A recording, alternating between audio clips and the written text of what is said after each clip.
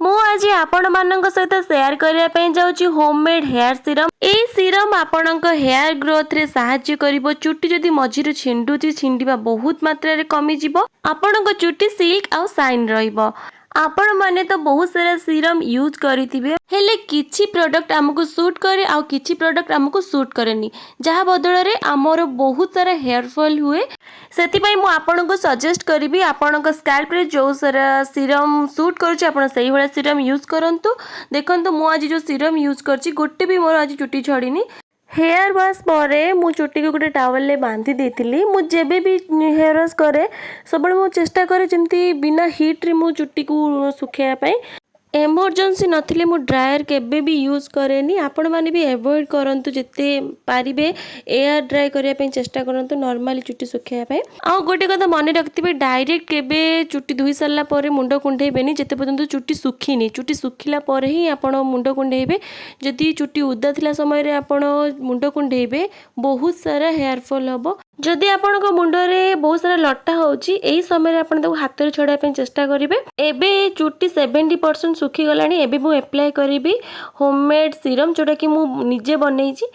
এই ସିରମ୍ ବନେଇବା ଏତେ ସହଜ ଯେ ଘରେ ବସି ମାତ୍ର 10-15 ମିନିଟ୍ରେ ଆପଣ এই ସିରମ୍ ବନେଇ ପାରିବେ। ଆଉ ଗୋଟେ ଥର এই ସିରମ୍ ବନେଇ ଦେଲେ ଆପଣ 3 ମାସ ପର୍ଯ୍ୟନ୍ତ এই ସିରମ୍କୁ ଷ୍ଟୋର୍ କରି ରଖିପାରିବେ।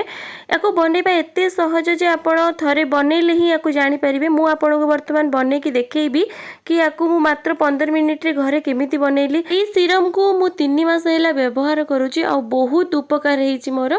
ଏବେ ଆସନ୍ତୁ ଜାଣିବା ମୁଁ এই ସିରମ୍କୁ ବନେଇବା ପାଇଁ କ'ଣ କ'ଣ ଉପକରଣ ସବୁ ୟୁଜ୍ କରିଛି। ମୁଁ ଗୋଟେ କପ୍ ପାଣି ନେଇଛି। ଗୋଟେ କପ୍ ପାଣିରେ 2 ଚାମଚ କଳା ଜିରା ଆଡ଼୍ କରିଛି, 2 ଚାମଚ ମେଥି ଆଡ଼୍ କରିଛି, ଆଉ ସେଥିରେ ମୁଁ କିଛି ଆଡ଼୍ କରିଛି ଲବଙ୍ଗ। ବାସ୍ ଏଇ 3ଟି ଉପକରଣ ଆପଣ ୟୁଜ୍ କରିବେ ଗୋଟେ ସିରମ୍ ବନେଇବା ପାଇଁ।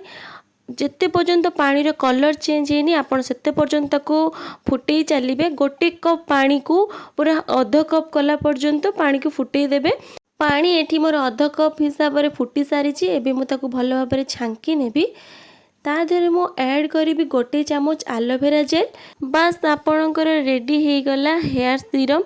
ଦେଖନ୍ତୁ ଆକୁ ବନେଇବା ଏତେ ସହଜ, ଆପଣ ଚାହିଁଲେ ଘରେ ମାତ୍ର 15 ମିନିଟ୍ରେ ବନେଇ ପାରିବେ। ହେୟାର ସିରମ୍ ହଉ କି ହେୟାର ମାସ୍କ ହଉ, ଆପଣମାନେ ଥରେ ୟୁଜ୍ କରିଦେଲା ପରେ ଯେଉଁ କହୁଛନ୍ତି ମୋର କାମ ଦେଉନି, ଆକୁ କନଷ୍ଟାଣ୍ଟ ଆପଣଙ୍କୁ ଲଗେଇବାକୁ ପଡ଼ିବ। 1-2 ମାସ ଲଗେଇଲା ପରେ ହିଁ ଆର ଇଫେକ୍ଟ ଆପଣ ଜାଣିପାରିବେ। ବଟ୍ ମୁଁ କହିବି ଏଇ ସିରମ୍ ଆପଣ 2 ଥର ଲଗେଇଲେ ବି ଆର ଇଫେକ୍ଟ ଏତେ ଭଲ ଦେବ ଆପଣ ନିଜେ ହିଁ କହିବେ ଯେ ବହୁତ ଭଲ କାମ ଦେଉଛି। ଚୁଟି ଛିଣ୍ଡିବା, ଚୁଟି ଝଡ଼ିବା, ଚୁଟି ଧଳା ହେଇଯିବା ଇଏ ସବୁ ନ୍ୟାଚୁରାଲ।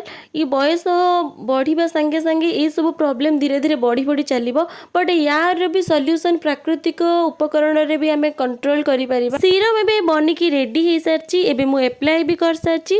ଆପଣ ମନେ ରଖିବେ ଯେତେବେଳେ ଆପଣ ହେୟାର ୱାଶ୍ କରିକି ଆସିବେ, ହେୟାର ୱାଶ୍ କରିସାରିଲା ପରେ ସେତେବେଳେ ଚୁଟି 70% ଶୁଖି ଯାଇଥିବ, ସେତେବେଳେ ଆପଣ ହେୟାର ସିରମ୍ ଲଗେଇବେ। ହେୟାର ସିରମ୍ ଲଗେଇକି ଚୁଟିକୁ ଛାଡ଼ିଦେବେ। ଏବେ ଚୁଟି ଅଟୋମେଟିକଲି ଡ୍ରାଏ ହେବ। ମୁଁ ଆପଣଙ୍କୁ ଦେଖାଉଛି ଚୁଟି ଯେତେବେଳେ ଡ୍ରାଏ ହେଇଯାଇଛି। ଏବେ ମୋ ଚୁଟି ପୁରା ଶୁଖି ଯାଇଛି। ମୁଁ ଆପଣମାନଙ୍କୁ ଦେଖାଉଛି ଆପଣ କେମିତି ଚୁଟି କୁଣ୍ଡେଇବେ। ମୁଁ ତଳୁ ହିଁ ଚୁଟି କୁଣ୍ଡେଇବା ଆରମ୍ଭ କରେ। ଆପଣ ଦେଖନ୍ତୁ ମୋ ଚୁଟି ଏତେ ଡ୍ରାଏ ଥିଲା, ମୁଁ ଥରେ ହିଁ ସିରମ୍ ଲଗେଇଛି। ଆପଣମାନଙ୍କ ସାମ୍ନାରେ ହିଁ ମୁଁ ଆପଣଙ୍କୁ କଙ୍ଗି କରିକି ଦେଖାଉଛି। ଗୋଟେ ବି ଚୁଟି ଆପଣଙ୍କର ଖସିବନି ଯଦି ଆପଣମାନେ ଏଇ ସିରମ୍କୁ ବ୍ୟବହାର କରିବେ।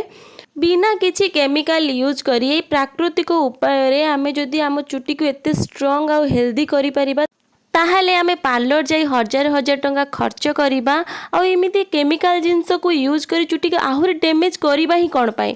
ଆପଣମାନଙ୍କୁ ଯଦି ମୋ ଭିଡ଼ିଓ ଦେଖି କିଛି ବି ହେଲ୍ପ ମିଳୁଛି ତାହେଲେ କମେଣ୍ଟ ମାଧ୍ୟମରେ ମୋତେ ନିହାତି ଜଣାଇବେ। ଆପଣମାନେ ମୋତେ ଏତେ କମେଣ୍ଟସ୍ କରୁଛନ୍ତି, ଏତେ ଭଲ ପାଇବା ଦେଉଛନ୍ତି, ସେଥିପାଇଁ ଆପଣମାନଙ୍କୁ ବହୁତ ବହୁତ ଧନ୍ୟବାଦ।